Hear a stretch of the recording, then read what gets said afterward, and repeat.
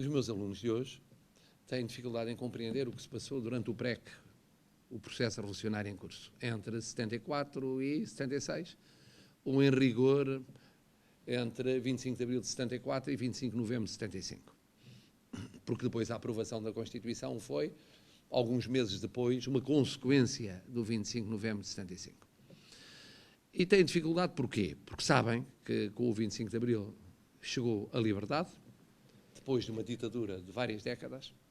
Sabem que nesse período começou e concluiu a descolonização, mas não têm a noção exata do que foi o confronto, a guerra entre projetos para Portugal. Antes da eleição da Constituinte, em 25 de abril de 75, e durante o funcionamento da Constituinte, naquela fase mais intensa do verão quente de 75 e até ao 25 de novembro. Havia vários projetos para Portugal, todos no exercício da liberdade, como é natural. Mas havia, por um lado, um projeto, que era o projeto do CDS, só para referir aqueles que tinham peso na Assembleia Constituinte, ou vieram a ter, que defendia uma democracia cristã, chamemos assim, se quisermos, para Portugal, e, portanto, uma democracia tipo europeu, relativamente moderada na intervenção do Estado, mais preocupada com os direitos pessoais e políticos do que com os direitos económicos, sociais e culturais. Embora não deixando de olhar para eles. Pois havia um projeto democrático defendido pelo PPD, o atual PSD, o Partido Popular Democrático, que era um projeto democrático europeu, mas que ia mais longe, para além da defesa dos direitos pessoais e dos direitos políticos, na defesa dos direitos económicos, sociais e culturais. Era um projeto social-democrata muito ambicioso, aprovado no Congresso do final de 1974. Uma social-democracia bastante avançada para a época, comparada com as sociais-democracias nórdicas ou a social-democracia alemã. Depois havia um projeto socialista que também aceitava a democracia tipo europeu, das comunidades europeias, e se aproximava do projeto do PPD e do CDS, mas que tinha uma visão utópica socialista autogestionária. Portanto, que ia muito mais longe em termos quer de intervenção do Estado, quer de autogestão da economia e da sociedade, às vezes até com uns toques tipo jugoslavo, e, portanto, muito avançado em relação àquilo que hoje, ou viria a ser depois, o projeto do Partido Socialista. Depois havia um projeto do Partido Comunista, próximo do qual estava o projeto do MDP-CDE, que era por nós visto como um companheiro de caminho do Partido Comunista, que era um projeto de outro tipo de democracia, uma democracia popular, como dizia na altura, isto é, uma democracia estatizada, com um controlo do Estado amplíssimo, isto é, uma coletivização na vida económica e social, e, portanto, muito influenciada pelos modelos que então existiam na Europa Oriental, na União Soviética e noutros países vizinhos. Constituíam o Pacto de Varsóvia e o Comecon. Depois havia um projeto próprio da UDP e da extrema-esquerda, com representação no Parlamento, que era um projeto ainda mais radical, mais basista, porque misturava o coletivismo com um basismo na intervenção dos coletivos de trabalhadores e das comunidades locais, que não é uma coisa que autarquias locais, na gestão da atividade económica e social. Eram modelos completamente diferentes. E não dava para ganharem todos ao mesmo tempo.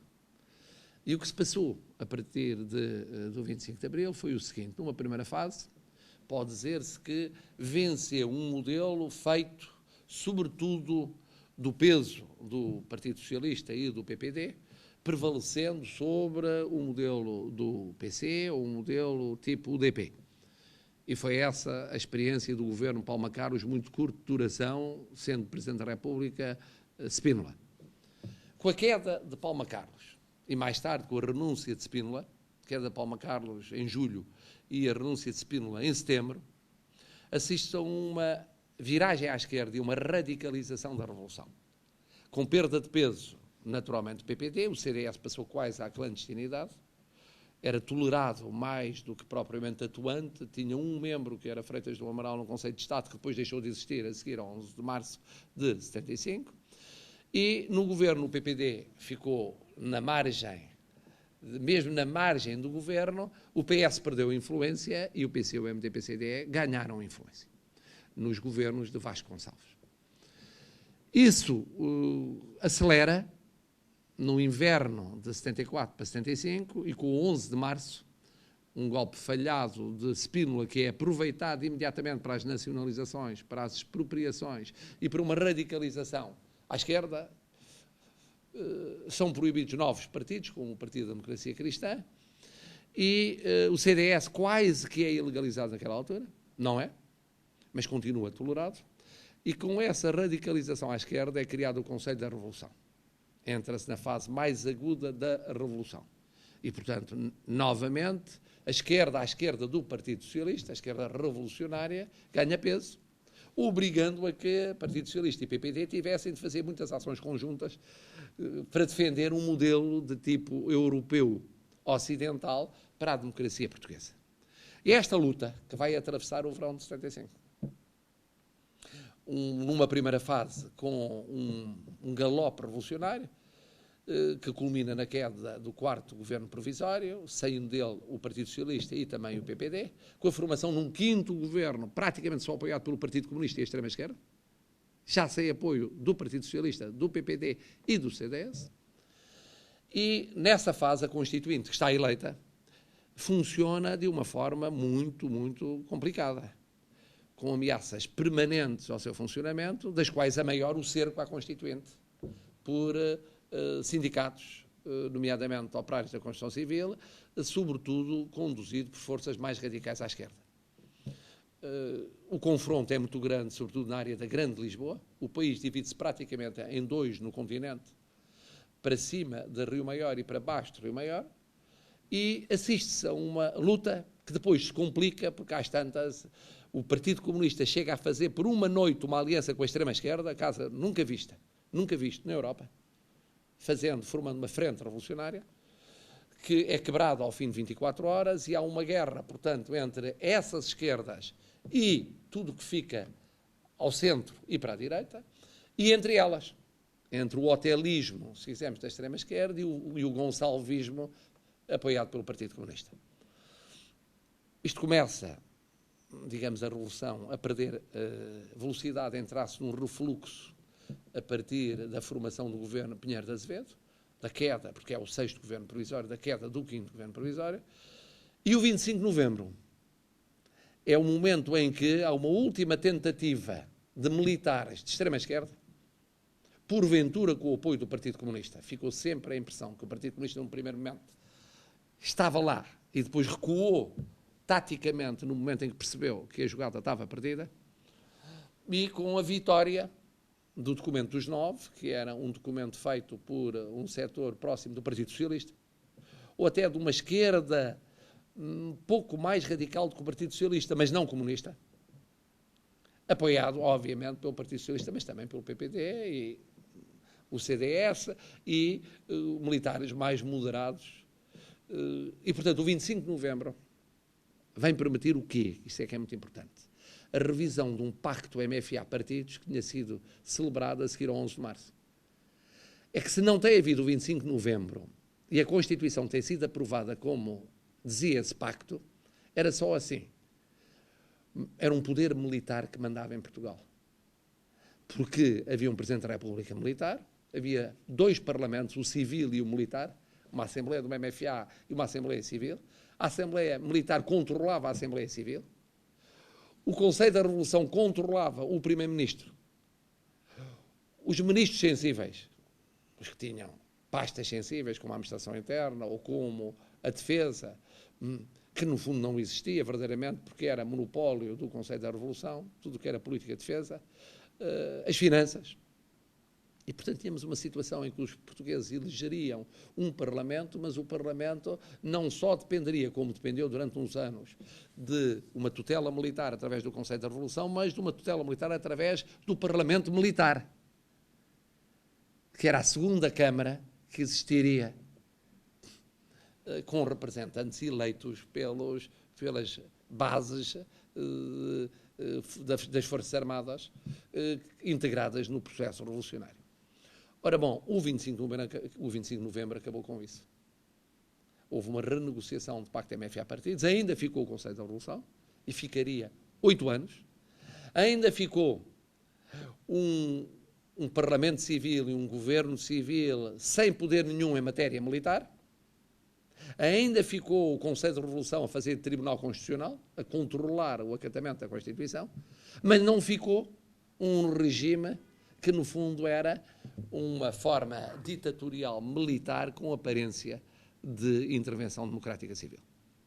E, nesse sentido, o 25 de novembro abriu caminho para o que viria a ser depois a primeira revisão da Constituição e, finalmente, uma democracia civil em Portugal, que passou a existir em 82. Ora bom, isto os meus alunos têm dificuldade em compreender, porque isto é pré-história e não conhecem isto e nem percebem como é que isto foi tão complicado e como foi possível haver disto na Europa Ocidental. Mas houve. Onde é que a JST entra neste filme?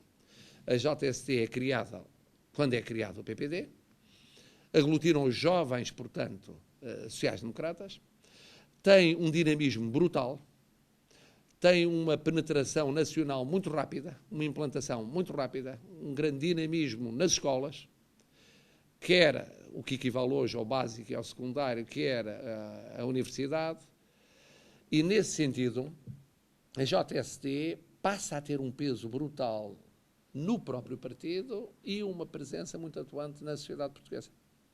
Se quisermos, mais à esquerda do que o partido, de uma maneira geral, numa fase em que o partido era bastante mais à esquerda do que é hoje, se quisermos mais ativista, num sentido revolucionário do termo, mas na altura toda a gente era revolucionária, portanto a JST também o era à sua maneira. Sem a JST não era possível haver os comícios e as sessões de esclarecimento pelo país, porque ela fazia a segurança. Num momento em que houve boicotes sistemáticos e houve incêndios às sedes do nosso partido, sobretudo na zona sul do continente. Sem a JST não era possível fazer uma série de sessões sindicais que foram feitas e ajudar à implantação sindical. Sem a JST não eram possíveis as primeiras vitórias nas escolas, nas associações estudantis libertas e democráticas. Sem a JST não era possível um debate ideológico como houve no primeiro congresso em 74 e nos dois congressos do final de 75. Sem a JST, Francisco Sá Carneiro não teria tido o peso que teve, porque contou com a JST num momento em que uma certa ala, digamos, mais à esquerda do partido, disputou a sua liderança e contestou a sua liderança e se opôs ao seu regresso no final de 1975. Sem a JST não teria havido manifestações que houve por todo o país, importantíssimas, e onde naturalmente era mais fácil entrar os mais jovens do que os mais velhos em situações de algum risco físico. E, portanto, nesse sentido, a JST teve um peso muito grande, com as suas heterodoxias, como é evidente. Lembro-me que no primeiro congresso da JST nós encontramos ao lado de Bernstein e ao lado de Mounier, um personalista católico, Marx. Mas Marx era, na altura, no programa do partido, uma das fontes também inspiradoras do programa do PPD, na ocasião. Mas, e portanto, nesse sentido, pode dizer-se que a luta pela democracia, que foi muito complicada e difícil, envolveu vários partidos, um dos quais o PPD. Envolveu muitíssimo a JST e o 25 de novembro, que é a conclusão do processo iniciado pelo 25 de abril, em termos de passagem da liberdade para a abertura à democracia, também é largamente possível, porque, entre outras forças civis e militares que estiveram presentes, esteve, ao longo desse período, e nomeadamente no ano de 75, muito presente a Juventude Social Democrata.